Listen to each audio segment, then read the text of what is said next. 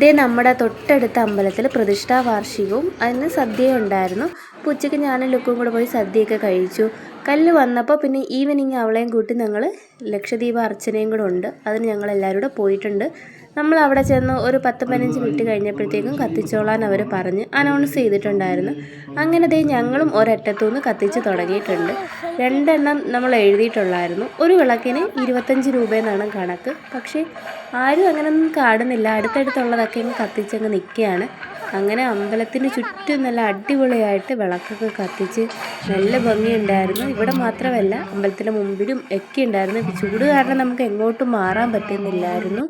പിന്നെ ഇതാ കണ്ടില്ലേ, മോഡൽസാണ്. പക്ഷെ എന്നാലും ഇതിലെല്ലാം വിളക്ക് തന്നെയാണ് കത്തിച്ചിരിക്കുന്നത്. അതൊക്കെ അവർ ഏണി വെച്ച് കയറി കത്തിച്ചേക്കുന്നതാണ്. പിന്നെ ഇച്ചിരി നേരം നമ്മൾ ഭജന ഗ്രൂപ്പിൻ്റെ നല്ല അടിപൊളി പാട്ടും ഭക്തിഗാനങ്ങളും ഒക്കെ കേട്ടിട്ടുണ്ടായിരുന്നു. അങ്ങനത്തെ എല്ലാം കഴിഞ്ഞ് ശീവേലി നടക്കുമായിരുന്നു. അങ്ങനെ ശീവേലി എല്ലാം കഴിഞ്ഞ് നമ്മൾ തിരിച്ച് വീട്ടിലോട്ട് പോന്നിട്ടുണ്ട്.